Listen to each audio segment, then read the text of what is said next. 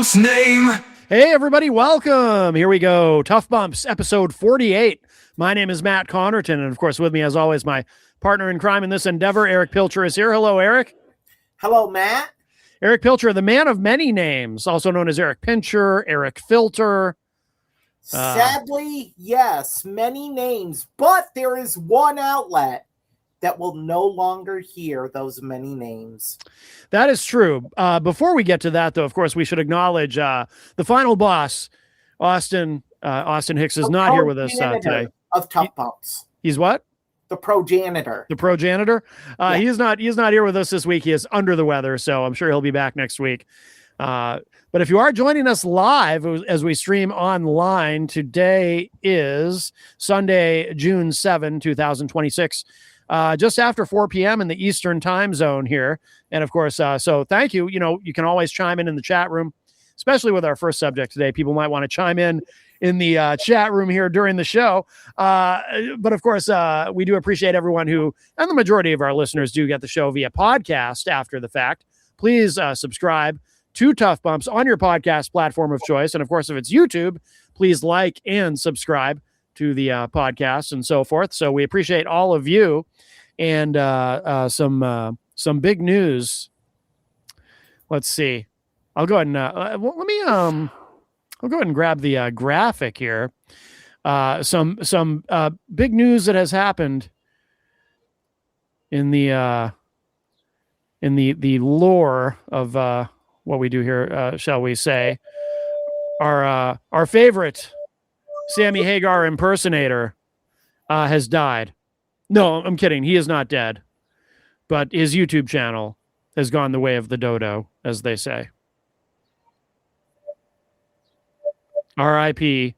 Crazy Joe Show Video Chronicles on YouTube. We will never again get to enjoy Crazy Joe's YouTube channel. It is gone. It has been removed. All of the videos have been removed. Hard to believe that this man could possibly have ever done anything that would cause a terms of service violation. But apparently he did. And that's it. That's the end of Crazy Joe's YouTube channel. It is gone forever. Eric, your thoughts? That That actually hurt. I'm sorry, Matt. That's okay. I know you're grieving. I'm busted up with unbridled joy at this. Oh, unbridled joy. Oh, man. Wow. Who knew that being a racist, bigoted, sexagenarian boomer on YouTube could lead to you getting removed? Who knew? Who knew? And, you know, I have a great deal of joy in my heart that I had something to do with this. Do tell. Well, I mean, this all started, like, I would report when he would say direct negative things about me, you, or Billy, and use our real names, because then it's easy to attribute it to a YouTube user. Right. But then I don't want to say smartened up, because I don't ever think Joe could smarten up. Right. But he started giving us nicknames that made it harder to report him. But then Fenyaz came in. Ah, yes. And that brought in a whole new litany of problems for Crazy Joe, because Crazy Joe seemed to think that he could say derogatory things about the LGBTQI movement and transgendered people specifically. That is when I began to report him for it. And after one of my reports, his channel went the way of the dodo. Yes. Look, he sits here and paints this picture that we're jealous of him, that this is all jealousy. And I'm going to say some pretty pointed things here. Okay. One, when I die, the nurses won't be my family, Joe. I'll have people that care. And people around me. I know that. Do you? Joe, I have never had to ask for money for new equipment to do this show. Can you say the same thing? Joe, I have never blamed anyone or any company for things that were my own fault. Can you say that? Absolutely not. See, Joe, there is not an ounce of jealousy that myself, Matt Connarton, and I'm not trying to speak for them, but I'm going to assume Billy Painter, Robin Slim, and even Dirk Don, who we will get to shortly, I'm sure. And Jenny as well. Jenny was a frequent target of his Jenny, diatribe. none of us are jealous of you. You are a lol cow. If you don't know what that is, I highly suggest you look it up. And because your speech impediment obviously affects your spelling ability, it's LOL space cow. Look it up, Joe, and that's what you are. That is where all of your subscribers came from. All of your subscribers were generated from a majority of them. I'm going to say 90+% of them were generated from Patrick Melton, which the irony, and if you don't know what irony is, it's IRONY, again, look it up, is that one of the people you hate the most, Patrick Melton, made you successful by giving you coverage on his show. It is not your talent, Joe. Everyone laughs at you. There isn't a part where people are like, oh, he's talented. And now I go to your deal with Dare Talk Radio and Radio X or whatever it's called. You create free content for General Scotty. That's all you are, is free content, Joe. Look at their Facebook page. They sit there and, they sit there and do AI-generated advertisements for every show they have. But I haven't seen one for you, Joe. Why is that? Because you are the gray-haired Chiquita Banana Woman-looking stepchild for Dare Talk Radio.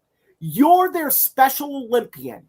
You're the person that they just put on the air and we'll just throw them on there and whatever happens, happens. Charles Richardson, someone else you've attacked. Yep, Charles is in the chat room, says, ha, ha, ha, bye-bye, Joey boy. And you even tried to get Matt and I to debate you on Charles's show. Oh, multiple times he tried to, and it's like, debate what? Well, debate what? And I'm going to say I'm pretty sure Charles was completely unaware of this. Charles can clarify in the chat. I hold no ill will towards Charles on any of it. No. But Charles, I don't think even knew Joe was offering this. Right. To you and I. Right. Like, it's Charles' show. And generally the host would come to the two people being targeted and be like, hey, here's the offer. Here's what it, Charles is very professional. Yes. So I'm sure he would have done that. The deplorable things he has said, the disgusting accusations he has made against me, against Billy Painter, against you, against your deceased father, who did serve in the military despite his lies. And I do feel compelled to note that Joe, last video, Thank you, Boomer. Yes. Boomer is in chat. I'm a klutz. I was walking Vito wearing slides and Under Armour slides and ripped open my toe on the sidewalk. Oh, that's yeah, no fun. Which is very iffy when you're a diabetic. Mm-hmm. Mm-hmm. So, and Charles clarified. So thank you, Boomer. I appreciate it. Yeah, and that's fine, but Charles his comment for our audio listeners. Charles said in the chat he actually spoke of it and wanted me to put it together. So Charles was in the loop on that, but Charles obviously didn't take it very seriously because he never approached either one of us that I can recall to actually partake in this. Have approached me or Matt, I would have taken it more seriously than I did. Right. R.I.P. Eric's foot. It's not dead yet. Not dead yet. It's fine. You know, just got to look after it and make sure it's stays clean and everything like that. So it's no big deal. It's one of those you just look at it and you're like, geez, I'm a klutz. So this whole thing with Joe, for those who don't know, it's been going on. I believe it's been 6 years now. It's been. 6 years. Here's the thing is he says that we can't stop talking about him, but he does strings of videos about us no matter what. Right. Questioning whether we have a show, telling outright lies about us, or accusing family members of things that are just so disgusting. They have no place on the internet. And so we also should mention too, he's tried to screw with us in a real way. For example, on multiple occasions, he called my boss at WMNH and tried to get me fired, tried to get me taken off the air. He's emailed Irish Tribune. Yep. Didn't work, Joe. Nope. Time does fly, Charles. You're right. And look, I mean, it's one of those things that there are times, and I will say this about it, depending on the day, there are times that I do get genuinely angry at him. Really? See, that's something that's on my mood going into it. That's one thing where I've been different than everybody else, and that I can honestly say I've never been angry at him. Well, no, actually, that's not true. I'm sorry, I take that back. I've been angry at him when he tried to get me fired. Because that's a really low thing to do. Nothing he has ever said about me online has made me angry, because I always say, I mean, if you're trying to hurt my feelings, saying mean things about me on the internet just is not going to get it done. I guess when he made me angry is the outright lies he told about me. Yeah. Was I arrested? Yes. Did I threaten my boss? No. Did I beat my ex-wife, who is one of my best friends? Absolutely not. As a matter of fact, it just shows the level of cowardice and pettiness he has to bring my ex-wife into this. Right. I mean, it's ridiculous. It's like, dude, it's between you and I. My ex-wife, I sent her some of the videos of him, and she said, what a fucking moron. Yeah. What, point blank were her words. And so, yeah, it does bother me because, you know, words can be weapons. Mm-hmm. If the wrong person hears some of that stuff, and I just started a new job where I had to pass a very stringent background check. Mm-hmm. If I did even one of the things Joe accuses me of, I would not have that job. Right. I did also get a call, and by the way, you can find this on YouTube. Me talking about this, I got a call from the New York State Police. Again, this was a number of years ago, about a complaint that Joe had made against me, and they were calling to investigate. And the state trooper, I cannot remember his name, but he was pretty cool. he was kind of laughing about it. He was like, look, he told me flat out, he said, I have to follow up on this. I'm required to, but I understand that. I don't think he used these exact words because he was cool, but he was very professional. But he said something like, I understood that I was dealing with a crazy person when I took that call. So he said, I'm just following up so I can close this out. But and he was, like I said, really, really nice guy. But so he's tried to do, because online beefs are one thing. And personally, like I've always loved, it's part of what I like about some of Patrick Milton's content. Part of why I got into Pod Awful, I know Jesse PS a little bit, is I actually love a good online feud. I think that stuff is fascinating, or even things that kind of transcend that. Like, for example, I know I'm a year too late, but I've been really interested in what's going on with Dan Le Batard, not technically a feud, but Dan Le Batard and Stu Gatz and the fracturing of their relationship. Really, really interesting to me. Anything like that is fascinating to me. I hate both of them. Well, I'm not familiar enough to really hate either of them, but it's sports, man. It's sports. But although Le Batard does some political content too, which I actually very much like, that's how I got sucked into that, his political content. But that's actually a part of the beef. Yeah. Oh, I know. But so I love that stuff. And that's why nothing he said about me online ever offended me. Cause a good online feud can actually be very good for engagement. That's why I don't mind the trolls, at all. Actually, even when they show up on Matt Connarton Unleashed now, I don't mind them. I don't mind the trolls, and I'm sorry to cut you off. I think when it becomes, and I don't mind an online beef, because an online beef can actually benefit all parties. That's the thing. If you play it right, everybody involved benefits from it. Yep. Yeah. And so I don't mind. But when you make it personal and attack people's jobs, attack people's livelihoods, attack people's parents in their military service, and accuse them of downright heinous actions. You reap what you sow, and eventually you're going to get, as the graphic shows, buried. And that's what happened. And you know what? Couldn't have happened to a better guy. Honestly. Like, and and yes, he does have another YouTube channel, which,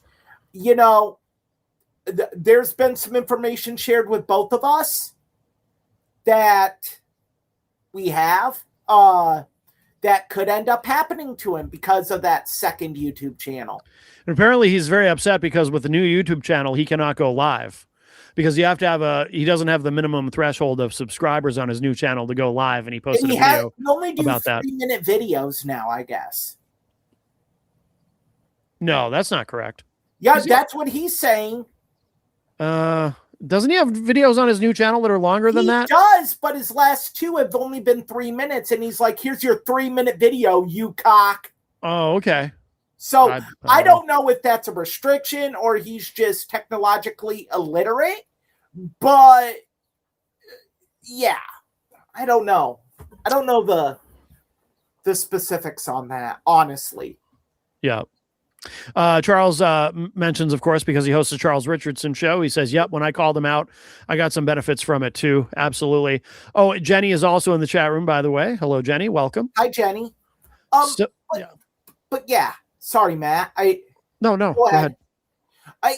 It's just one of those things. And, there is a flip side to this. There is another point of view. If you are a purveyor of free speech, that this could be seen as a bad thing. Yeah. And we actually have a friend who feels that way. Oh, yeah. Someone who was a big part of the Crazy Joe saga. You and I met.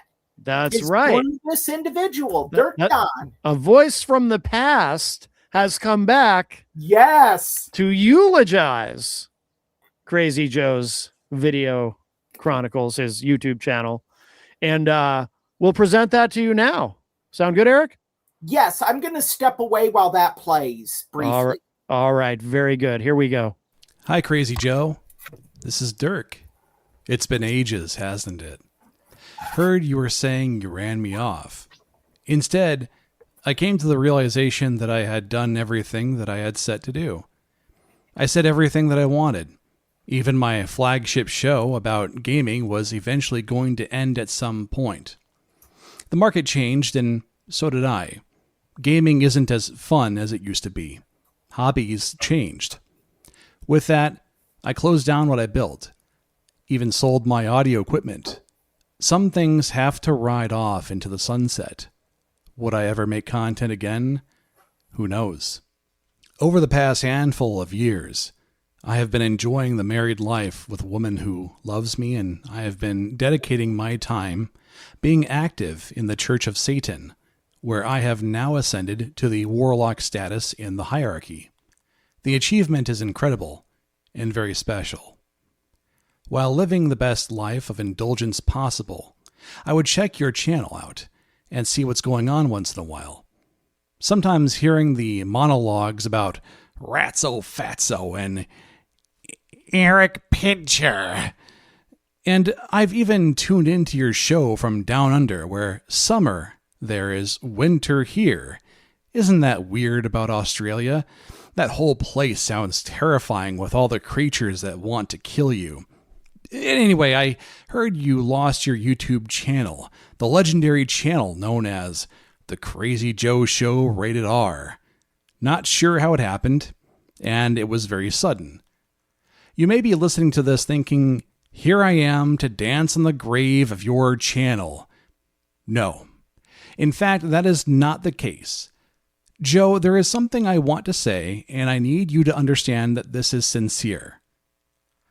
I want you to get your YouTube channel back.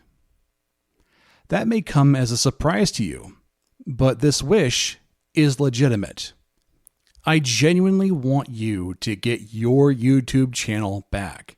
Google is a bad company, and it is a bad thing for the internet. The way that Google suppresses speech while wishing to be the main hub everyone uses is disgusting. What I truly believe is that a person should be able to say what horrible things they want to, and for people to then respond organically and legally. My internet background involves shock websites and image boards where people said things to be the worst people they could be just because it was funny. The internet should allow for people to express what kind of person they are.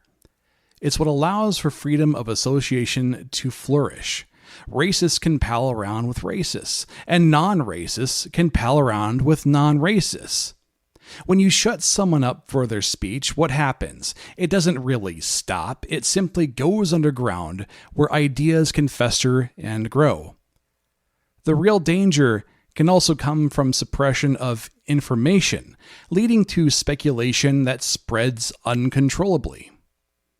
You should also work to get your YouTube channel back because online media is like a snapshot of history.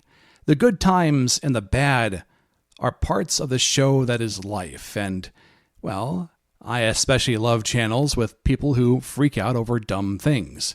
Who doesn't love watching a juicy internet drama? You've been taking it pretty rough since the internet overlords told you off. But it could always be worse. Have you seen what's going on with Stacey Lofton? Look it up. But I hope nothing but the worst for that person in prison. So don't give up. Free speech isn't just some American amendment. It's something that should be a standard worldwide. Remember, I'm pulling for you. We're all in this together. So what did you think of the eulogy there? Not what I expected. No. But while I agree with Dirk's, the foundation of Dirk's statement, I disagree in this particular instance. Freedom of speech does not give you the right to freedom to offend and be hateful and bigoted. There has to be a line. and I don't know, I think that line is particular to each individual person, but I think when you make some of the personal attacks that he made on all of us, that is the line that cannot be crossed. And so while I agree in basic principle with Dirk, in this particular instance, I totally disagree. I think the punishment was far overdue and well-deserved. I basically agree with you. I would argue it in a slightly different way, just from my point of view in that. And again, I you know, in spirit, in principle, I agree with what Dirk is saying about protecting free speech. But at the same time, I would also say, and this is how I would argue it, again, agreeing with you, is that these platforms, whether it be YouTube or any other platform, any social media platform, they have every right, as they operate their businesses, to make decisions about what is and is not appropriate for their platforms, because they don't owe anybody, you know, because Joe likes to say, oh, my free speech is being violated somehow. You know, that's his complaint. My First Amendment rights are being violated. He always says that, but that's not true. The government, if the government is silencing you, then your free speech rights or your First Amendment rights are being violated. But if a platform is silencing you, at least this is my perspective on it, that's simply that platform making decisions about what can or what is or is not permissible on their platform. And every platform has a right to do that and to police that as they see fit. So that's how I would argue it. So I disagree. I guess, you know, Dirk makes a statement about Google as a bad company. I don't know. I'd be interested to talk with Dirk about that more. I guess, in other words, suggesting that YouTube is out of line for having these rules. But again, it's up to them. And, you know, if they don't like hate speech or what they feel is hate speech, then they have a right to control that and to police that. That's how I would argue it. Right. And I agree with you. I mean, obviously I've had issues with Google. I think all of us have had issues with Google. Sure. So yeah, other than that, I just don't see this as being a violation of freedom of speech. I see this as combating hateful, bigoted content that when words can be used to weaponize. Mm-hmm. And that's what I see it as. Yeah. Yeah. I agree. All right. Well, there you go. So RIP Crazy Joe Show Video Chronicles. Rest in piss, buddy. And he is in the hospital. So who knows? He might die for real. I'm not gonna comment. It's vertigo. Really? Well, it sounds like there's something wrong with his heart too, though, isn't there? He says he has AFib. Yeah. But I mean, okay. But from the sounds of his video, it's just vertigo. That's why he was in the hospital. And it's like, take some anti-nausea medication and there's medication you can take when you have a vertigo spell. Well, there's even a U2 song that makes it sound fun. Yes. We're in a place called Vertigo. Sounds like a good time. All right. Just play that whenever we talk about him now. Yeah. We might get copyright banned though. Then we can't. Well, we won't get. What'll happen is we'll just we'll never be able to monetize this. Should that day ever come. All right. Well, very good. Well, should we move on? We'll move on from our fallen anti-hero. Delusional web broadcasters to delusional schedule makers. Yes.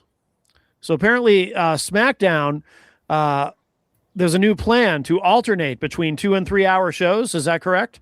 Yes. So basically, here is the plan, is that SmackDown will be 3. This is according to Dave Meltzer in the Wrestling Observer. So take it for what you will. Okay. The current plan is to be 3 hours every year from January until the end of June, and 2 hours from July to the end of the year. That would mean WWE would follow the same schedule in 2027 that it did this year, though it's not clear how long this will continue or if it's a part of WWE's current agreement with USA Network parent company NBC Universal. Now, why do you find this inherently bad? I mean, I personally prefer a 2-hour SmackDown to a 3-hour SmackDown. Well, there's many reasons. Because one, creatively, if you're used to booking a 3-hour show, I suppose you could get into the swing of things, but it's hard to reduce 1 hour, add an hour, reduce an hour, add an hour, go back and forth like that. And I think for the audience, there could be some confusion because in a 3-hour show, you don't think?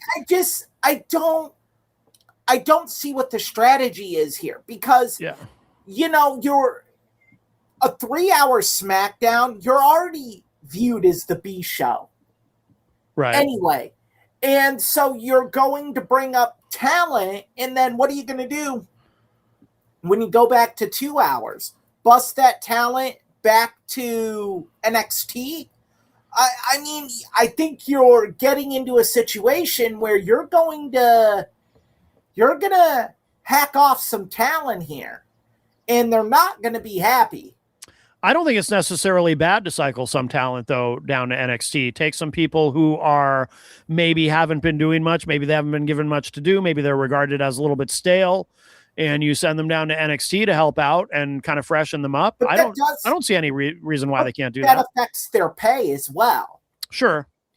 I mean, and given the momentum surge that AEW has right now, this is not the time to be handing talent over to AEW.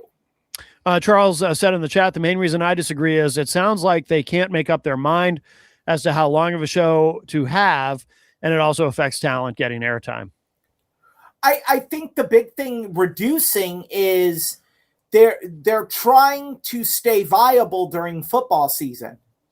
Yeah. Because Friday Night SmackDown airs in direct competition with Friday Night Football on Fox. Mm-hmm. With with a college game from either the Big 10 or the Big 12. So it's usually one good team. So I see why they're doing it, but I think you're going to create more problems than you're going to fix. Yeah, I just don't see it as that big of a deal. I don't have the same concerns that you guys do. I just, as always in this business, time will tell, Matt. Yeah, and we don't know if maybe that's just the arrangement that they have. But I agree with Charles. It just feels like that they don't know what to do with SmackDown in a greater sense. Charles said, I mean, they are moving talent to AAA. As you can see, Dominic holds the Mega Championship, and you got the War Raiders, who are now the tag team champions. So technically, TKO has 4 television shows. Yeah, but see, I see that as an advantage, though. If you want to move talent around and freshen, like the War Raiders, I think it's great that they're the AAA tag. I almost said TNA, the AAA tag team champions. I mean, I think that's cool. I think you have because it gives you more opportunities to move people around and then keep them fresh. Does a majority of the audience know where they can watch AAA at, though? That might be a problem. Yeah, that is what I agree with everything Charles said. That it's, how do I want to say this? AAA is doing great things, but it's if a tree falls in the woods and nobody hears it, did it actually fall? Right. Doesn't make a sound. Yeah, it doesn't make a sound. Sorry, misspoke. Right. That's okay. So, yeah. I mean, I love what AAA is doing.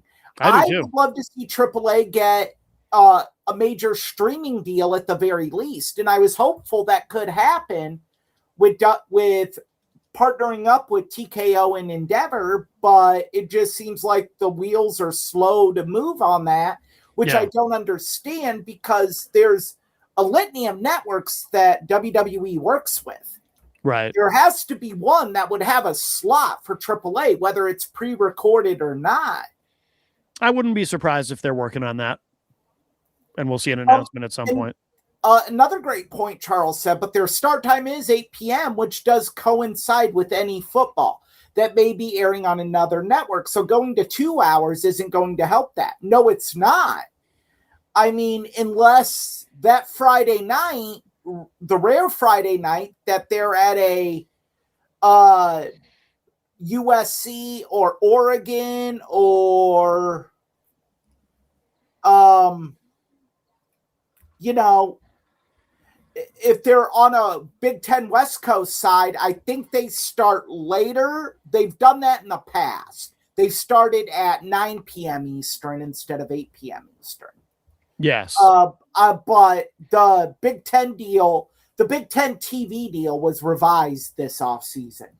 So that might have changed. Okay. All right. But that's the thing is WWE by having SmackDown on Friday nights. I just saw Charles' comment. So AAA can be found on WWE's YouTube channel, which hasn't been taken off the air yet for racist comments like some other YouTube channels have. That is true. That is true. That is very true. Good on them. Good and we on should them for following the rules. And it's good to tell people that too, that you can find AAA on WWE's YouTube channel. I was thinking you could, but again, does the average fan know that? Right. They do need to do a better job of putting that across. Yeah. If you're gonna make AAA a viable fourth brand or fifth brand, if you want to count TNA, then you need to get it out more. Right. Especially when you have some of your talent that's their champions in AAA. And coming off, of course, that huge, I mean, very successful storyline with El Grande Americano versus the original El Grande Americano. A little bit of that bled over onto the main roster, but not that much. And Solomonster pointed this out. I was listening to one of his videos, and he was saying that, you know, the average WWE viewer who only watches the main roster, probably when they're seeing the Americanos on television, they probably have no idea that this is actually the hottest feud going on in AAA right now. Yeah. And that this is the biggest deal in AAA right now, is this very, very hot feud. I'm sorry, my stomach talking. Hot feud. So yeah, they do need to do a better job of that. Absolutely. And I love that point. And furthermore, you have Undertaker running creative, which everyone talks about. And I agree with this. This isn't me disparaging this statement that the Undertaker is one of the greatest wrestling minds of all time. Get some eyes on it. Right. Yep. Absolutely. Absolutely. All right. Well, anything else on SmackDown, or should we move on to the I potential? think it should just be 2 hours. Okay. I prefer a 2-hour SmackDown to a 3-hour SmackDown. Yeah, I think you making it a 3-hour SmackDown, you're watering it down more than it already is. Although, unlike before, I do actually get to watch it live now on Friday nights. Oh, yes. Yes. Yay for eliminating toxicity. Exactly. And Hot Wheels. And Hot Wheels, yeah. Yeah. We're not fans of Hot Wheels on this show. No. So, so we have some MJF news potentially. He may be injured. This is still very cloudy, though, isn't it? Right? Whether he has a serious injury or not. Injured. He did hyperextend his knee. Okay, his knee in the match with Roosh on Wednesday Night Dynamite. Okay. The issue. This is a very touchy situation in the sports world. A hyperextended knee is a very, very touch and go situation, especially in a physical activity like professional wrestling, because the knee is exactly what it sounds like. It's hyperextended. The ligaments are stretched. But if he does physical activity and he lands on it wrong or hits it wrong, the knee could be gone. Mm-hmm. And that's a 6 to 12 month recovery. Okay. So I don't know if AEW takes a cautious approach and limits his appearances, especially with the big shows they have coming up. Although Dave Meltzer did report that his plans for Forbidden Door have not been altered because of this. Okay. All right. So we'll have to see. So not much else to really say on that, right? We have to. Yes, it is a knee hyperextension. Okay. Generally, the best thing to do for that is rest in rehab. Okay.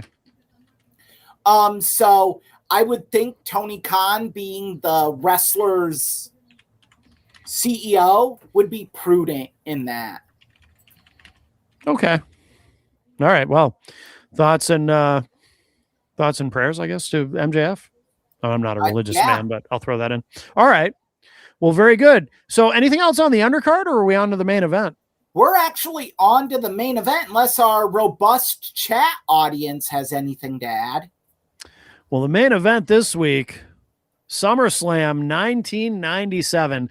I always really loved the graphic. I chose. This is one of my favorite event posters of all time. Yeah, it's just really cool. Of course, in the main event, Bret the Hitman Hart challenging the Undertaker for the at that time still the WWF title, with Shawn Michaels, who is not in this particular graphic, as a special guest referee. Yeah, and and I will have to do Austin's job for him. I will have to run it down. WWF SummerSlam 1997 took place on August 3rd, 1997, had a buy rate of 0.8, attendance 20,213 people at the Continental Airlines Arena in East Rutherford, New Jersey. Okay. And was a key part of the Wrestling with Shadows documentary. Yes. WWF was in a very precarious position when this card happened. A lot of confusing things were going on. Bret was a heel, but you could hear cheers starting to return back for the Hitman. Right. You had Stone Cold Steve Austin was over like Rover at this point. Shawn was appearing sporadically, coming back from his knee injury, whether people want to believe that or not. Mm-hmm. And it just was a really weird time, because I remember the month before you had Canadian Stampede in your house in Calgary, Alberta, Canada, and it was an 8-man tag match. Ken Shamrock, it was either an 8-man or a 10-man. I think it was 10. Yeah, Shamrock, Austin, Goldust, and the Legion of Doom versus Owen, Bret, Davey, Brian Pillman, and Neidhart. Team Canada. Yes, and so yeah, and of course in Calgary, Alberta, Canada, the Hearts were over. They were the heroes, but that really brought a lot of attention to SummerSlam in this event that had so many stipulations to it. Well, speaking of attention, too, it's worth mentioning that this SummerSlam was much more successful than the previous year in terms of attendance and buy rate. This was they were definitely on an upswing if you look year over year versus, SummerSlam 97 versus 96. This was definitely a successful event for them. Right. And it was the first pay-per-view hosted in New Jersey in quite some time. Yeah, there were some they hadn't been to New Jersey, which might sound strange to people. Really, New Jersey, it's their backyard, because they're in, of course, Titan at that point in Stamford, Connecticut. But apparently it was very tax prohibitive for a long time for them to actually run in New Jersey. And then Christine Todd Whitman, the governor at that time, who actually was at the event and got booed a bit. But he was, I guess she had made some adjustments or tax exemptions or something to make it possible for WWE to run there. Yeah, and she actually pulled a lot of strings, and she was a big part of the broadcast. And this was, I think, the first major event held at the Continental Airlines Arena. I believe it just opened. And I'm John Loftus. We're not boomers. Yeah, and I don't know what AI video. I haven't posted any AI videos, so I don't know what that's about. But welcome to the show, regardless, John Loftus, whoever you are. Oh, I told Joe about your sad attempt to get his attention and alerted YouTube to your fraudulent video that isn't properly marked as AI. That's not AI, but whatever. Yeah. Welcome to the show, John Loftus. Welcome to the universe here. Us and for ignorantly reporting us. Good try. I don't. A for effort. Like what am I supposed to say? Yeah, I don't know. I don't know what that's about. The Dirk Don video, it's not AI. That's not an AI video. Yeah, that was actually Dirk Don. Yeah, that was literally Dirk Don. That's 11 Labs audio. No, I'm familiar with 11 Labs. Text to speech. No, that was literally Dirk Don.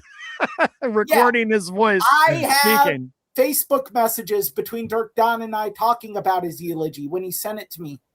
I will say this, though. I can kind of understand why someone would think that, because the way that Dirk speaks, I can actually understand why someone would think that, now that I'm thinking about it. But he no, has but it's very, very smooth delivery. Yeah. Joe DeVito knockoff? Oh. Joe is DeVito knockoff. He's saying that Joe is like Danny DeVito. Oh, Danny DeVito. Yeah. But probably about the same height. Danny DeVito. I know. How dare you? How dare you? Yeah, I get what you're trying to do there, and I approve it. Yeah. But don't besmirch Danny DeVito by comparing him to Joe. Yeah. And we're certainly not boomers. My dad was a boomer. Yeah, we're not boomers. We're not boomers. We're Gen X. That's right. Yeah. Good try. Again, you tried. That's the important part. So yeah, it was a very, rewatching it this week, I just remember like it was a bizarre pay-per-view because they would go from these hard-hitting matches to these stories about things that happened around New Jersey, and they had a fun run and a charity softball game, and they talked to Christy Todd Whitman, and they had a blimp in there, and they had a reggae band outside the stadium. Yeah. There was a lot going on, and you can actually see more of it on the Wrestling with Shadows documentary. There were actual arguments outside the arena about Bret Hart. Mm-hmm. Like people throwing stuff at Bret Hart fans. Oh, yeah. It was very contentious. It was great. I mean, that whole storyline was it was hot. It was really hot. I think they heard it with the stipulations that were in the main event. Oh yeah, because didn't every Hart family member or Hart Foundation, I should say, didn't they all have a stipulation? Some of which were not even followed through on. No, the stipulations were as follows. Shawn Michaels was a special guest referee, but could not be biased against Bret the Hitman Hart, or he could never wrestle again. That's what you're referring to, yes. Then Bret, if he lost, could never wrestle in America again. Yeah. And then Undertaker had no stipulations on him, but there was this cloud hanging over the Undertaker with his brother Kane was going to return. Yeah, Paul Bearer kept saying Kane was coming. Kane was coming. Yeah, Kane was coming. And if Gypsy Maggie is Mr. D, welcome back, Mr. D. We're happy you have joined us. Oh, see, I didn't put it together. Oh, we like Mr. D. We consider him an ally. He's awesome. I'm glad he's back. Yeah, yeah. I don't even mind. I don't even mind when he gets a little edgy with us because we can take it. But yeah, we're fine. And you know what, Mr. D? You can always listen to us and go and listen to Joe, and we will not bash you for it. Yeah, and unlike Crazy Joe, Mr. D is not a fake Rican. Yes, a fake Rican. Hard to say that with a straight face. No, but there were stipulation. There were additional stipulations. The Hart family, the Hart Foundation guys, like I think it was basically they could not interfere. Well, Neidhart had a stipulation, and then he ended up not even being at the event, but he had a stipulation going in that if any of the Hart Foundation members lost, he was going to shave off his beard. But then that was just forgotten about. He wasn't even at the event. No, he wasn't. I forgot. They in the rebroadcast I watched, they didn't even touch on those stipulations, or I missed them. But I forgot how good that this event was from top to bottom. Yeah, it's very strong. It's very strong. The opening match is so good. And I remember watching this on pay-per-view live and being shocked that they opened with a steel cage match. It is worth noting the cage looks strange. Not just because, I mean, for one thing, of course, it's the old style, with the blue bars. Yeah. But pure steel. But it's also shorter. And I don't know why that is, but I cannot think of another instance where they used a cage that was that height because it just looks compressed. I am glad you brought that up because even watching it before this episode, I was really like, why does this look off? Yeah. I don't know. Maybe they were trying something new. Maybe it was a rule set forth by the New Jersey State Athletic Commission. This be. Who knows? But Mankind, I think that this is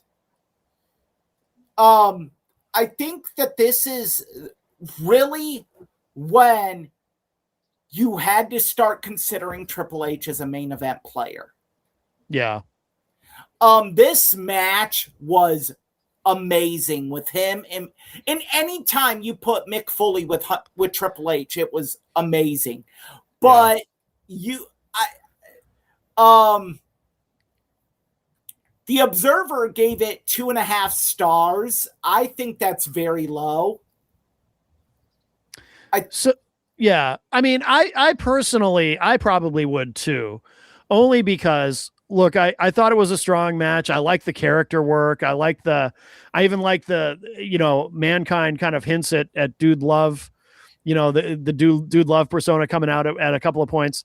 Does the elbow drop from the top of the cell? Yeah. Yeah. So it's fun, but as you know, I think you know this about me by now, I do get impatient with this type of match. Brawling on the outside, brawling into, I think, don't they end up outside at one point, like literally outside? At the beginning. Yeah, all that kind of shit. I tend not to have much patience. I know most people like that stuff. I tend to not have a lot of patience with that. Get it in the ring. I don't care about this other stuff. So it was a fun match, but honestly, not my favorite thing. Just that style of match does not really do it for me. It never has. Even when I was a kid, I was like, I'd rather see them actually wrestle than this stuff. That's just me, though. I'm a curmudgeon when it comes to that. Good effort, though. They worked hard. They worked hard, and it told such an amazing story of Mankind being the underdog when he really shouldn't have been the underdog because this was his type of match. But Triple H, leading up to this event, had his number every single time. And Triple H had beat him in the King of the Ring finals. And That's the one regret I have, is that Triple H won the King of the Ring this year, a year too late than what he was supposed to, but it just felt like they did nothing with it. Yeah. That's one of the things I was like, I totally forgot he won King of the Ring till I rewatched this event. Right. Yeah. And he had that shirt that said H3, and on the back, it's good to be king. Mm-hmm. And you're like, okay. So, yeah, but I thought it was a great match. A great opener, a really hot opener. And then another match that I was shocked with how good it was Davey Boy versus Ken Shamrock. Yes. Well, I can tell you, I was a big Ken Shamrock fan back in the day. Well. Yeah, I really thought, I've always thought it's a shame that his career in WWE didn't last longer. I know that he wanted to go back to fighting, to UFC, but I thought he was really good. I liked that he was believable. He kind of, I remember having a conversation at one point with somebody about how storyline wise, they almost made him like their own little action adventure hero. He was rescuing people from the Undertaker at one point and things like that. I just thought I really liked Ken Shamrock, and I thought he was very good in the ring and very believable. I always enjoyed Shamrock, and it was a good match. Yeah, absolutely. And of course, Davey Boy Smith, as long as he wasn't on anything that was mind altering, he could have a great match. And yeah, I thought they worked very well together. Of his career, it was becoming fewer and farther in between. Mm-hmm. So the fact that he had this great match and it clocked in at under 10 minutes was really, really amazing. And I think everyone in the Hart Foundation, even Pillman in his match with Goldust, did well. Yeah. I think this, if you're looking for a card other than Canadian Stampede to be very Hart Foundation centric, it was this card. Mm-hmm. And I think the Hart Foundation really delivered on their side of it. Mm-hmm. I agree. Absolutely. As one would expect. Well, I mean, given the situations, I mean, Davey was hit or miss. Pillman was basically a one-legged man at this point. True. There were a lot of things going against them, but they did an awesome job. Well, except for one. Oh, boy. We can't forget about Owen Hart nearly paralyzing Stone Cold Steve Austin. And, Austin has talked about how they talked about leading up to this. Austin was like, okay, when I take the pile driver, you're going to your knees, right? I want to, and Owen kept insisting, no, I'm going to fall on my ass when I do the pile driver, because obviously there's multiple ways to do it. And Austin wasn't comfortable with it. And Owen insisted, no, you'll be safe. I know how to do it. I'm good. You'll be safe. And sure enough, he does the pile driver and drops him on his head, and it's scary. And it ends up being one of the worst finishes of a match ever. Watching Austin roll up Owen, they should have called an audible on that and just had Owen go over. I think that was the audible. Well, no, but I mean, instead of having Austin win, they should have had Owen go over at that point, because it just looked so bad. But again, that roll up looks so bad. It is bad, but chicken salad out of chicken shit, Matt. You're on the fly. You got to make. That's why I'm saying they should have called an audible. If you want to make chicken salad out of it, call an audible. Either have Owen go over, or you have the match stopped and just go with what's really happening. But what they did, having that awful, because nobody looked good coming out of that, having that awful roll up. I'm going to disagree with you. Okay. Because had they not done that, Vince McMahon would not have taken his first stunner ever. Oh, sure. I understand. I mean, you can, I'm just saying. There was a lot of good that came out of that finish. There was in the long term. Right. And hindsight is 2020. I'm just saying, in the moment, it looked terrible. In the moment, I remember, because I've said this so many times on this show, I watched this with all my buddies usually. one person would order it and we'd all hang out and watch it. I remember we were just confused with it. We're like, what? Because if you rewatching it now, even I'm like, Owen's shoulder is off the mat. Yeah, it looked awful. You're like, what happened? Yeah. But yeah, this is one of those things in wrestling history that is just so regrettable. Because if you meet someone who wants to combat Owen Hart being great,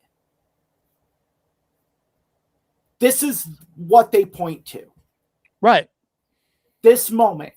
I don't have an issue with the pile driver itself. Right. The pile driver is a very dangerous move. It can go wrong as it did here. But so are a million other things. Yeah. I do agree with Austin, and his story has not changed on this. Nope. Him being apprehensive about going ass first. I get it. I believe after this, they banned going ass first on a pile driver. They did, yeah. That you could not do it. They banned, well, at one point, eventually, now it might not have been right after this, but eventually they banned, as you know, they banned pile drivers entirely with rare exceptions. The Undertaker was always still allowed to do them, the tombstone pile driver. But other than that, they wouldn't even allow. I remember years later seeing it was John Cena versus CM Punk on Raw. And Punk actually delivers a pile driver to Cena. And I remember at the time thinking, because they had been banned for so long, I was like, oh, wow, look at that. That's cool. You don't see that anymore. I think you have to get special permission to do it. It is very... You have to get that special permission to go ahead and do it. And look, I think my greatest issue is that Owen never called Steve after. Well, that's the thing too. Like, that is deeply troubling. I mean, everyone always talks about how wonderful a person Owen Hart was, and he was funny and fun to be around. And yeah, he liked ribs and pranks, but never anything malicious. It was always fun. And everyone eulogizes him as being so wonderful, just the salt of the earth. But that's shitty. I mean, there's no getting around it. That's one of those things that I've heard it. And I'm like, when you hear it, you can't believe it. I know. And yet everyone, like, no one contradicts it though. And Austin has always said he never heard from Owen, and nobody else has ever contradicted Austin on that. Hasn't contradicted it. Nope. And the become the ultimate contrarian. Right. And the best, and the only, the excuse that people make is, well, he was probably so embarrassed and ashamed at what happened, but that doesn't make it okay at all. No, it doesn't. And look, it affects trust. Like, they had a couple big matches after this, but you could tell the chemistry wasn't there. Austin didn't want to be in the ring with him ever again. Yeah. I mean, he said that in his book, I think. He did not want to be in the ring with him ever again.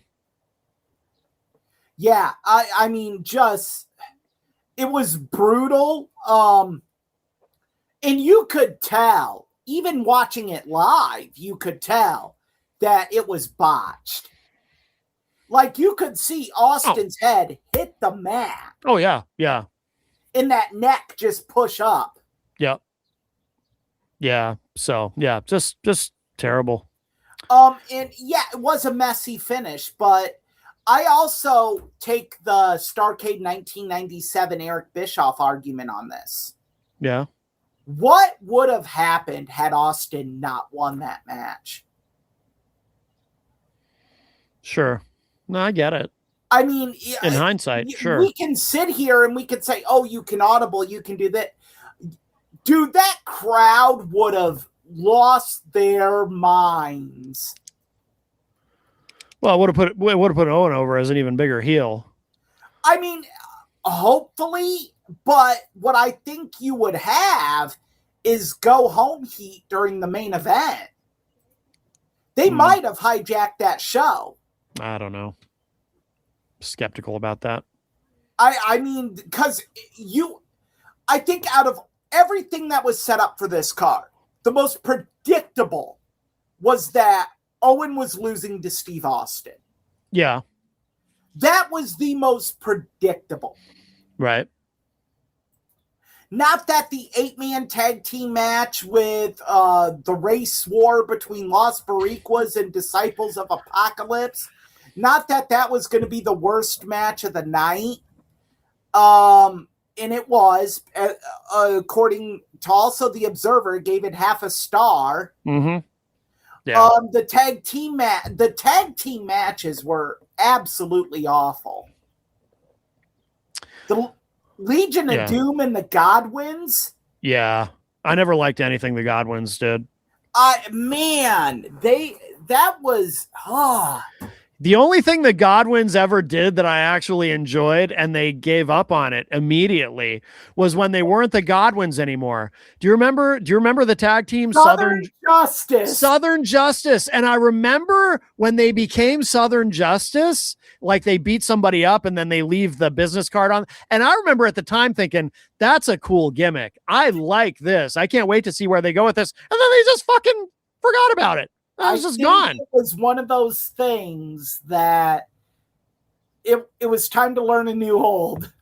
It's just too bad because they were part of Jim Cornette's stable. Yeah. And that stable just died out after you had Austin come out and basically destroy Jeff Jarrett. But it's just such a shame because I actually liked that gimmick. And then it was gone. I think I saw it literally once, and then that was it. It was gone. Hey, can we address something in the chat room just really quickly? Absolutely. It's a little bit of a side. It's very much a side street, but this Gypsy Imagi, is that what that says? Says Glenn for Governor, Karaoke King, Madison Square Garden, Glenn RJ. I don't know if you know this, Eric, but yesterday on Matt ignore anything with Glenn RJ Willett. Yesterday on Matt Connarton Unleashed, he's now known as Willett Glenn, the artist, and he was on in the first hour of my show yesterday singing, and he's become quite the global icon, and he's claiming he sells out 10,000 seat arenas and everything else, and he continues to remain the fascinating character that he's always been. But I think that's what in his own mind. Well, he does have a very active fantasy life, but you can check that out. That was yesterday on Matt Connarton Unleashed. It was very entertaining. Hearing him, actually, I'm not going to get into personal things that I have with Glenn. Yeah. You guys can, if you want to research, you can go back and I believe in loyalty. I believe in treating people who give you an opportunity with respect. Yes. And not running to a city council meeting to whine, bitch, and moan when you're the butt of a joke. I know. But I should just mention, I don't know if you know this, Eric, that is all water under the bridge because it isn't with me because, he took pot shots at someone that I consider, although it's been a while since I've talked to him. I hope he's well or hope he reaches out. John Hopwood. He interrupted John's show to call myself, Gonzo, and Kyle pigs. Oh, I don't even remember that. Yeah, and it's like, okay. Again, it goes back to the Joe argument. All roads lead back to the beginning. Yeah. Don't make it personal. Don't. Right. When you promise that you're going to donate X amount of dollars. Oh, I forgot about that. To orphan kids. Yeah. And that your place of business is going to match it. And you lied on air. I don't forgive that. I'm sorry. I forgot about that. I do not like those kids have a hard enough life and you're basically making a joke out of their situation. The water under the bridge part I was thinking about is he's made up with Peter White of the morning show with Peter White. Glenn actually is on there now every Thursday morning. He goes on and sings. The ratings just he goes on and performs. They probably do, because there's a lot of, at least certainly locally here in Manchester, there's a tremendous amount of interest in the exploits of Glenn R.J. Willett. He's quite the colorful character. And as Gypsy points out here in the chat, great performance, hell of a dresser. Yeah, I haven't posted the pictures yet from yesterday, but you'll get to see what Glenn was wearing. But anyway, so there you go. Lovely. All right. I was on your show while I ripped my toe open. We should mention. So you referred to the gang war angle in that match. Yeah. This stuff, I felt. Call it what it was. It was race baiting before race baiting was even a word. Oh, race baiting's been a word for a lot longer than that. I mean, but when I was this is the summer before my freshman year of high school. You could have said race baiting, and I would have been like, "What is that?" Oh, okay. Yeah. Well, I always thought this stuff just never quite worked. No, it didn't. Because they also had the nation involved too. Yeah, and I remember at the time feeling like I get what they're trying to do, but it's just not working. Racial tensions in this country. Yeah, and that there's always a really fine line when you're doing that in professional wrestling. Yeah, because a guy can say something and it becomes something bigger than what it actually is. Yeah. So yeah. Yeah, it just never quite worked. And this match, I think, kind of exemplifies. It was bad. It was bad. Oh my good. I don't know what was worse, this or the tag match between the Road Warriors and the Godwins. Yeah. It was the tag division was so awful. And I think it's because you had your tag champions having singles titles. So, right. That's right, because the tag team champions were the champs. Right. So, and that I've always had an issue with that, because then when you had these big pay-per-views, where are your tag team champions at? Right. Yeah. They're not there because they're defending their singles titles. So I get the idea of having the Harts with all the belts. That's a cool idea because they did it with the Four Horsemen as well. Yeah. But you also, with the Four Horsemen, why it worked is because you had 4 hours of dedicated TV every week. Mm-hmm. WWF didn't have that at that point in time. True. And so, to drive feuds, if you wanted to have a tag match with Owen and Davey, you would have to have a makeshift tag team fight them.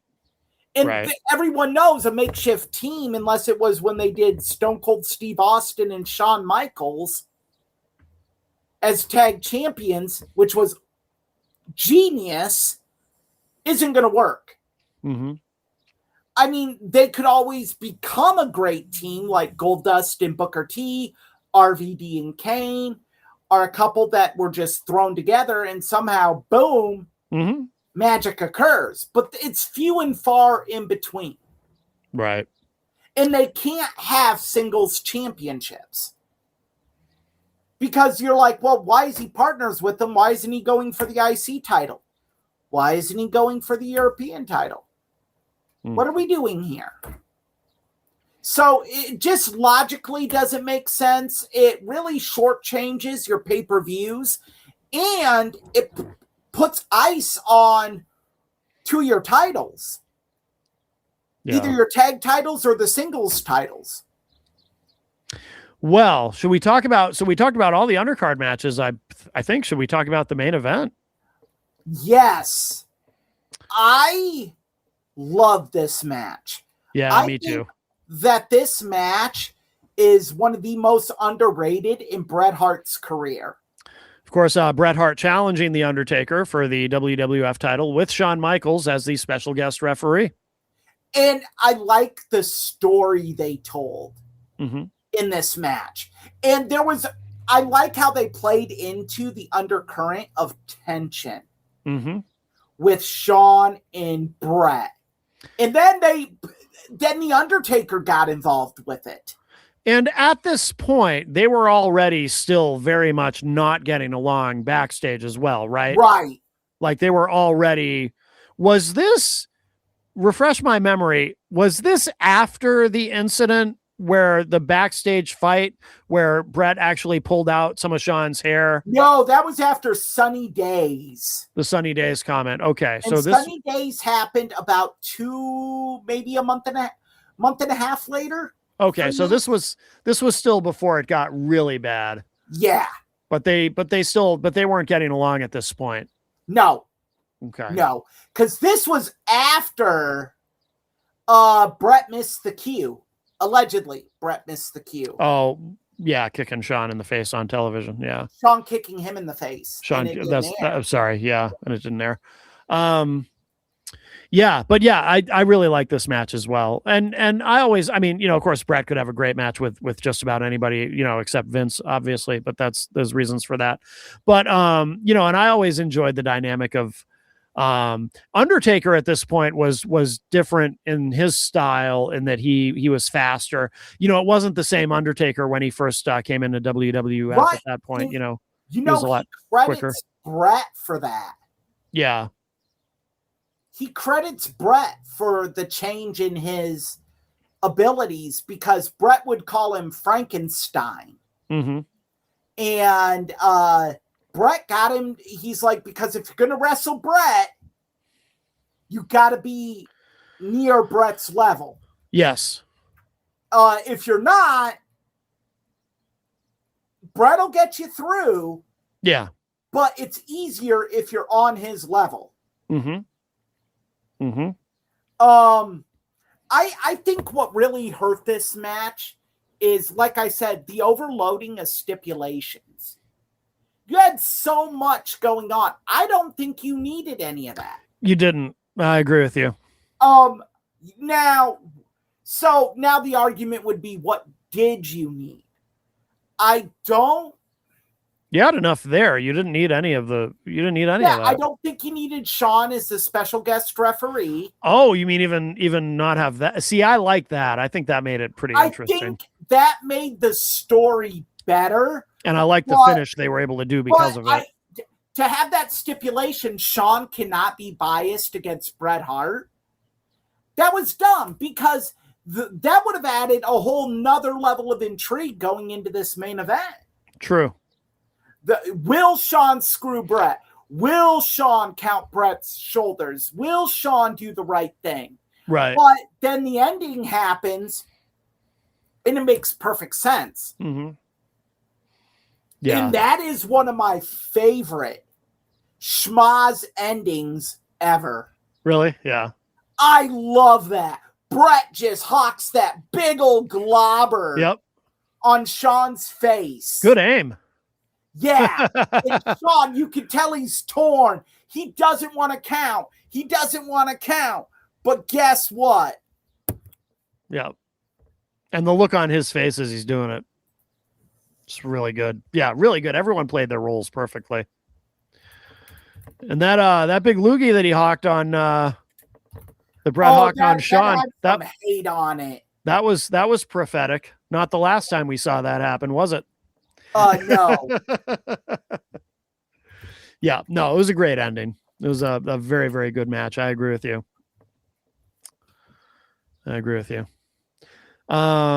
Yeah, it was a very good match. I personally think it was time for The Undertaker to lose. Yeah.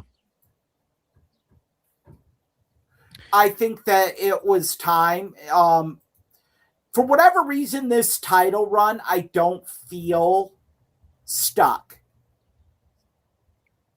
Yeah, not terribly memorable. No, I agree. It just was. Well, at that point, too, the character still had certain limitations. I mean, the month after they had they did the match with Steve at In Your House, A Cold Day in Hell. And then it just kind of petered out. I want to say I think The Undertaker might have been injured. Oh. I don't remember hearing that, but but it just seems like it just seems that it was unremarkable, so to speak. Yeah. I don't remember much about it, so I would probably tend to agree. All right. Well, any other thoughts on SummerSlam '97? What many would laud is one of the great SummerSlams. This truly was the beginning of the end of Bret Hart. Yeah. You've said that before. Yeah, explain that. Well, I mean, because at this point he has the championship, and it just feels like that no one really knew what to do with him. He had a match with the Patriot at an In Your House. This is something he complains about a lot in Wrestling with Shadows. Here he is. He's the champion. He should be in the main event. But they've got him not main eventing, and he feels like he's playing second fiddle to Shawn, which obviously fed into a lot of the tensions between them. But yeah, he's like, I'm your champion, but you're treating me like, it was a little bit like Randy Savage, right? When Randy Savage was champion, but Hogan was still presented as the top guy. Now you've got Bret Hart as champion, but he's not being presented as the top guy. Well, you had so many other guys really surging. You had Stone Cold, you had there was a lot going on. But what I will say is that it just feels like that they gave this to Bret and just thought that Bret was going to carry the ball and everything was going to be fine. And it didn't really turn out that way. He's the champion, and he's jobbing out to the Patriot on Monday Night Raw. Yeah, there was some questionable decisions. I mean, of course, to be fair, that was during the whole, Bret's a heel in the U.S., but he's a hero everywhere else, especially Canada. So I kind of get what they were doing, but I don't think that made any sense. And it's not like the Patriot had any long-term value. Even then, Vince knew that he was going to try to get rid of Bret. Oh, you think so? Oh, yeah. Look, when you're trying to get rid of someone, you try to devalue them as much as possible. But then why put the belt on him if that was the strategy? Like, I made you the top guy. You're not drawing the numbers that you did before. Yeah. And I could be wrong. And if anyone wants to present evidence that I am, I'll be happy to discuss it. But I think that was a part of Vince's plan. Bret Hart, him and Undertaker, I don't think ever had a rematch even. Nope. Not that I can recall. So you have him battle the Patriot. You job him out to the Patriot on Raw in a hokey finish. Then that's the main event of an In Your House. And then the In Your House that Shawn and Taker at the cage, Hell in a Cell for the #1 contendership. He isn't even on the card. Yeah. It's like, what are we doing here? Right. Yeah. So I did not get any of that at all. And I think McMahon knew in his mind this is what he was going to do. Now, obviously, I don't think the screw job was in his head. No. But I think that this really was a setup to devalue Bret and make Bret look bad. Yeah. Could be. The simple solution is don't sign a guy to a 20-year deal. Right. And but when you bring that up, I mean, that kind of cuts against your argument, doesn't it? What do you mean? The 20-year deal, when you bring that up, I mean, why was it? Was that before or after this, the SummerSlam 97? This was after this. That's how Bret returned in Okay. the fall of 96 Yeah. is Vince signed him to a 20-year deal. He was only going to wrestle for 3 of the years. The rest, he was going to be backstage. Yeah. Which is funny too, considering when you think back now how young Bret still was at that point. Although by standards of that day, and it was I have to remind myself this was almost 30 years ago. By that standard, I suppose he was pretty late in his career. By today's standards, he'd be still considered very much in his prime. Yeah. In terms of age, I mean, he was on the road 300 plus days a year. Yeah. So, and Bret Hart. I always hear people say, "You seen one Bret Hart match? You seen them all?" No, you hear people. Wrong. You've heard a lot of people say that. All the really? If someone hates Bret Hart, that's what they go to, and it's like, well, no. Well, is it that, or is it just the complaining about the 5 moves of doom? Because I've heard people say that, but you could say that about a lot of guys. Has so their what? Go-tos. It's just. I have never looked at Bret Hart as being a scripted, formulaic wrestler. Me neither. No. He is not Ric Flair, where you can call every Ric Flair match. Oh, he's going to the top rope. High crotch, throw him off. Oh, he's going over the top, going to land on the apron and get the chop. Yeah, you can call certain spots, but the guy used to do 60-minute Broadways with Ricky Steamboat. I think you're being a little unfair to Flair. Fuck him. I think you're being a little hard on the Nature Boy.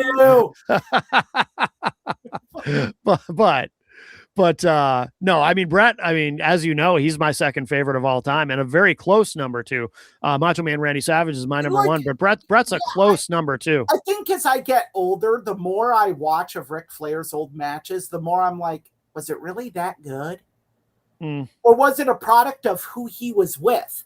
Like you could watch a Bret Hart match and be like, Bret makes his opponents better. Yeah.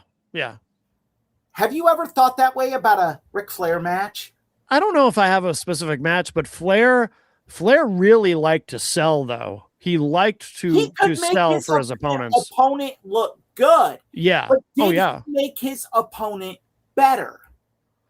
Did his opponent have to up his abilities to be in the ring with him? I don't know. I mean, some would say Flair's one of those guys who could have a match with a broomstick and it would be compelling. Flair's had matches with alcohol bottles. Oh, wait, he still does every night. Awesome. Yep. He always loses that one. Oh, yeah. But yeah, to me, Bret, you could watch 5 Bret Hart Undertaker matches and they're all different. I agree. Yeah, absolutely. And that's just Bret knowing what buttons to press. Right. And knowing what direction to go and knowing what to do. And that's something that I think is so missed in today's professional wrestling. Like when we have these rematches, a lot of times it feels like it's the same match. And that's, it's so hard because it's like, I know you two can do better. Mm-hmm. Like, don't go back to the well. Actually put yourself better than and move yourself up that ladder. Gypsy Magi in the chat says Greg Valentine versus Flair. I don't remember. I know that they wrestled. I can't remember. They did, but I can't think of a specific match in the NWA. The only NWA Greg Valentine match I remember is his dog collar match with Roddy Piper at Starrcade 83. Oh, yeah. I've never watched that, but I'm aware. You could not watch it, man. I know. That's why I was going to say I've always been aware of it. That I've always heard about it, but it's not something because for any newer listeners or viewers who don't know, I'm not into blood. I'm not into violence. I don't like that aspect of it. So those kinds of matches don't appeal to me. And apparently that match is incredibly bloody. And didn't somebody end up with a ruptured eardrum from that match? Yeah. So there's another match in infamy that ends with someone having a ruptured eardrum. Steve Corino versus Homicide Really? in Ring of Honor. Yeah. Homicide just smacks him and blows out his eardrum. Yeah. Gypsy Magi says Valentine won in that. The match against Piper. I know he won against the match against Piper, right? Yes. And, to be fair to you, Matt, I've watched that match and I have to look away. Really? It is. Oh, it's up there with the John Cena, Eddie Guerrero, where Eddie just blades and hits a vein. Yeah. Yeah. No, thank you. I don't. No. Well, very good. Well, anything else to say on SummerSlam 97? I think that this was the real time that we started turning towards the Attitude Era. Yeah. I think that this was the jump start of it. Yeah. And people can look at it and say, well, why? And, there was a lot that happened there. Mm-hmm. Like, you look at the big matches, and even the people who were supposed to be heels, you could say were tweeners. Mm-hmm. Shawn was a tweener as a special guest referee. Well, even Steve Austin, who obviously, I'm sure they had him slated as a babyface, but he was still kind of he wasn't fully a babyface, really. I mean, he was kind of still a tweener at that point. No, he wasn't.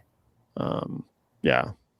I mean, obviously going into that match, Owen was the heel, but Austin was not fully a babyface yet. Correct. So yeah, absolutely. No, I think this is the progenitor, if I could use that term, yes, to the Attitude Era. All right. Well, very good. Well, should we put a pin in that one? Yeah. Again, it was a great event. One of the better SummerSlams. And keep in mind, SummerSlam was only 8 years old when this event happened. Yeah. Yeah. And I think it was the first one that the title match, you went into it and you were really like, man, something big could happen here. Because the year before you had Vader and Shawn. Yeah. And I think there wasn't a lot of heavy belief Vader was going to win that. Yeah. Nope. That was predictable, actually. Yeah. All right. What wasn't predictable was how that match went. Right. Right. Well, very good. So what are we doing next week, Eric, for the main event? Next week, we are going to talk, and we're all going to have to do research on it. Because it's an expansive subject. The birth of the Great American Bash. Ah, yes. Because a lot of people think it's just an event. And no. It was a tour initially. Mm-hmm. And they went crazy booking that. Yeah.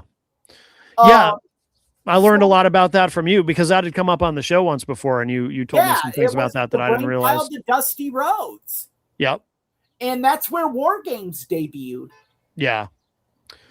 War Games, the match beyond. Yeah, very well. That'll be interesting. All right, that'll be a great subject for next week. And of course, thoughts with our friend Austin Hicks, or your Heal Up Austin, my friend, your cousin. He's your cousin, right? Cousin or nephew? Yes. Cousin.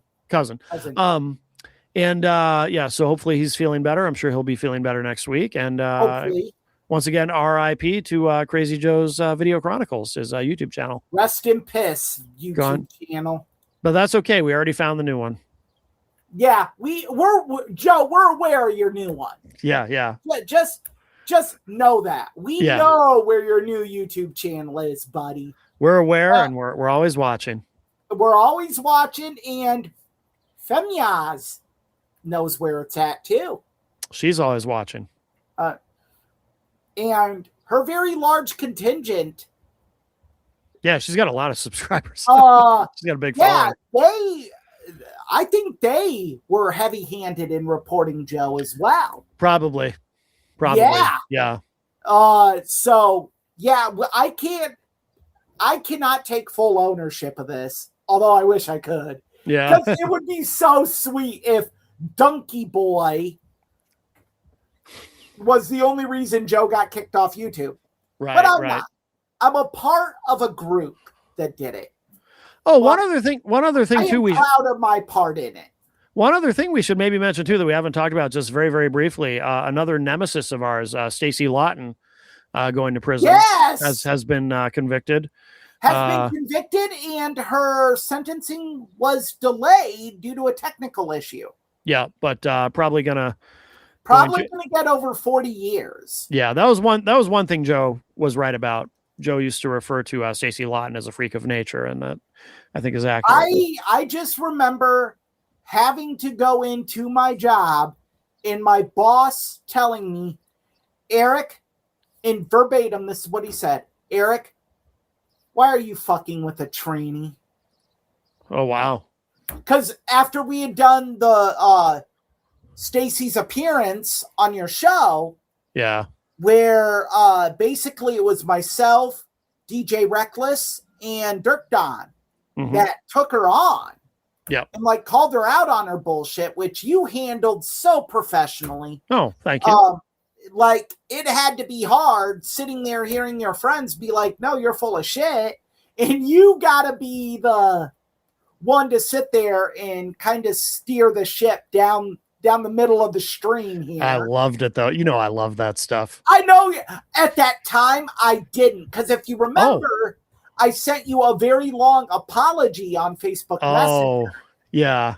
And you're like, I loved it. And I'm like, oh, okay. Oh, yeah. I love that stuff. I'm absolutely. Like, well, gloves are off. I can do this anytime. Hell yeah. But yeah, she had found out where I worked and my job, saying that I was harassing a transgendered senator. Yep. She's another one, just like Joe. She's another one who tried to make it personal and tried to actually affect people's livelihoods.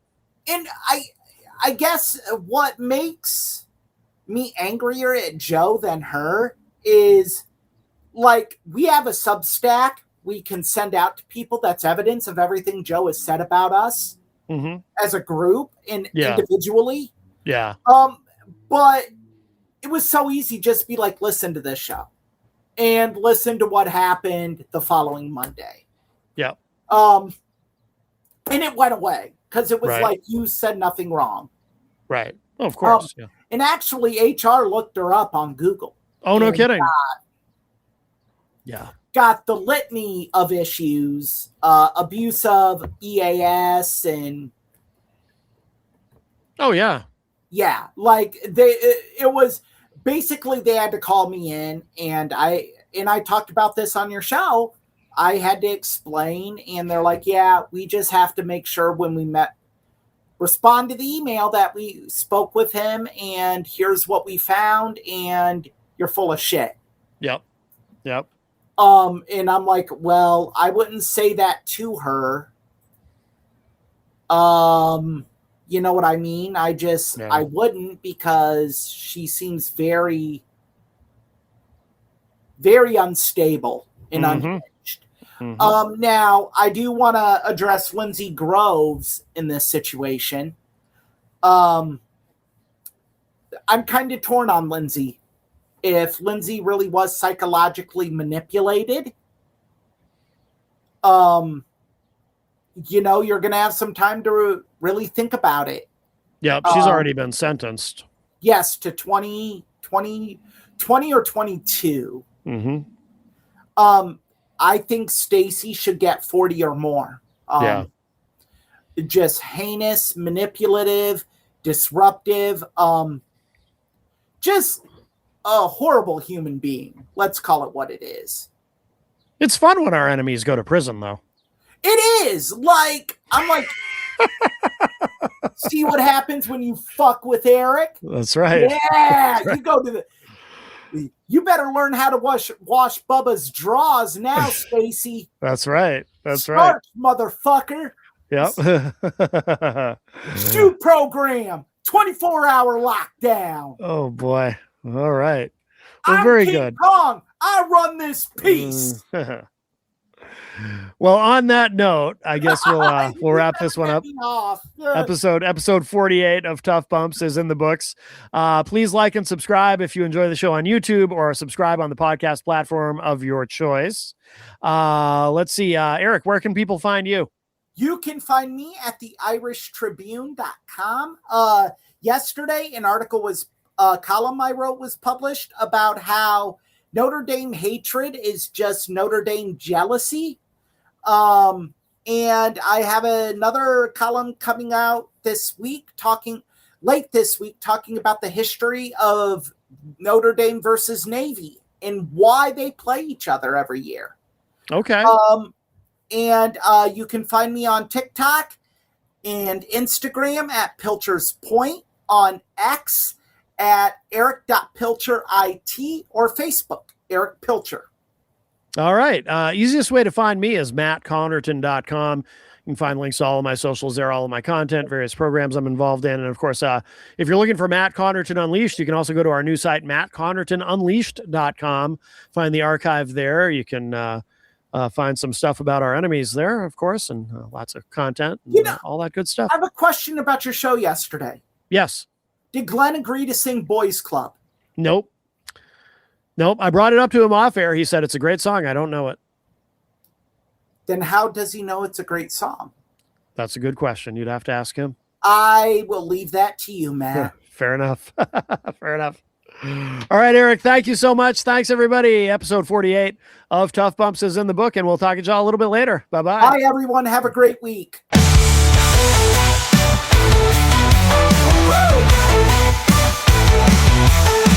Tough bumps we take, we rise again. Blood and grit, it's how we begin. Matt and Erich fire up the flame. Wrestling lives on the Tough Bumps name.